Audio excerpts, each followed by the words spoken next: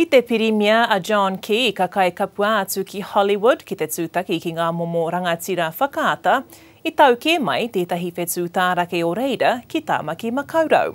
I noho muna tōna tainga mai, hei tā Rahia Timutimu, he mahi piere nuku mā te hunga pāpāho kia rangona noatia.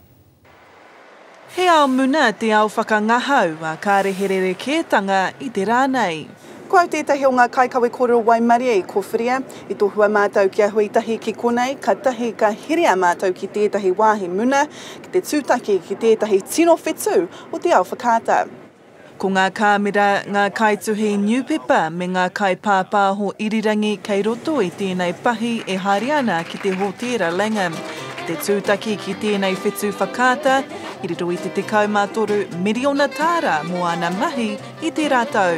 Kia ora.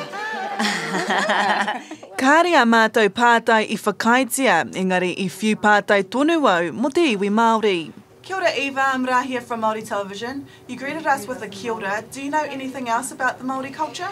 No, nothing else. No, you know what? I know that there's a little symbol that a lot of people have that tattoo of, which means of life or from life. Yes, I knew that. Gosh, I just I've always seen people come back from New Zealand with things like a necklace or there's another little bone thing. Yes, yes, and they're like it's moldy, and I'm like, what? I'll get one for you. You should. You should. Ai rongo hoki au, he kahati ao tō rangapu ki Hollywood. He oi, I tautoko ana Longoria I te whakahau o Barack Obama. He's ended the war. He killed Osama bin Laden. I mean, that's a lot to do in one term.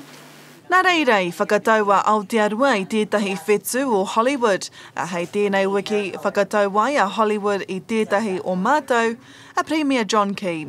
Rahia Timutimu, Te Kaea.